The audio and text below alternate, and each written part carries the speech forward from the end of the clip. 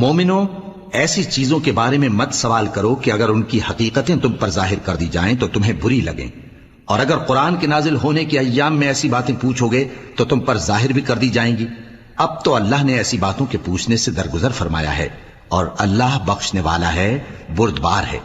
اس طرح کی باتیں تم سے پہلے لوگوں نے بھی پوچھی تھیں، مگر جب بتائی گئیں تو پھر وہ ان سے منکر ہو گئے۔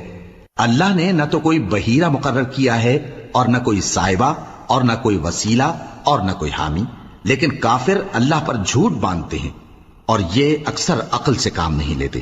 اور جب ان لوگوں سے کہا جاتا ہے کہ جو کتاب اللہ نے نازل فرمائی ہے اس کی طرف اور پیغمبر کی طرف رجوع کرو، تو کہتے ہیں کہ جس طریق پر ہم نے اپنے باپ دادا کو پایا ہے وہی ہمیں کافی ہے۔ بھلا اگر ان کے باپ دادا نہ تو کچھ جانتے ہوں اور نہ سیدھے رستے پر ہوں تب بھی؟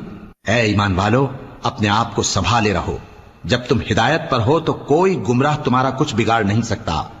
تم سب کو اللہ کی طرف لوٹ کر جانا ہے، اس وقت وہ تم کو تمہارے سب کاموں سے جو دنیا میں کیے تھے آگاہ کرے گا اور ان کا بدلہ دے گا۔ مومنو، جب تم میں سے کسی کی موت آ موجود ہو تو شہادت کا نصاب یہ ہے کہ وصیت کے وقت تم مسلمانوں میں سے 2 مرد عادل یعنی صاحب اعتبار گواہ ہوں، یا اگر مسلمان نہ ملیں اور تم سفر کر رہے ہو اور اس وقت تم پر موت کی مصیبت واقع ہو تو کسی دوسرے مذہب کے 2 شخصوں کو گواہ کر لو۔ اگر تم کو ان گواہوں کی نسبت کچھ شک ہو تو ان کو عصر کی نماز کے بعد کھڑا کرو، اور دونوں اللہ کی قسمیں کھائیں کہ ہم شہادت کا کچھ عوض نہیں لیں گے، گو ہمارا رشتہ دار ہی ہو، اور نہ ہم اللہ کی شہادت کو چھپائیں گے۔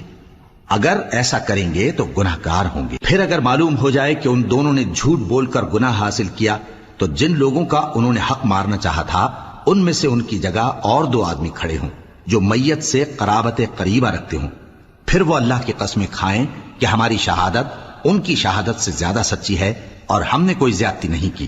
ایسا کیا ہو تو ہم بے انصاف ہیں۔ اس طریق سے بہت قریب ہے کہ یہ لوگ صحیح شہادت دیں، یا اس بات سے خوف کریں کہ ہماری قسمیں بھی ان کی قسموں کے بعد رد کر دی جائیں گی۔ اور اللہ سے ڈرو اور اس کے احکام کو توجہ سے سنو، اور اللہ نافرمان لوگوں کو ہدایت نہیں دیتا۔ وہ دن یاد رکھنے کے لائق ہے جس دن اللہ پیغمبروں کو جمع کرے گا، پھر ان سے پوچھے گا کہ تمہیں کیا جواب ملا تھا۔ وہ عرض کریں گے کہ ہمیں کچھ معلوم نہیں، تو ہی غیب کی باتوں سے واقف ہے۔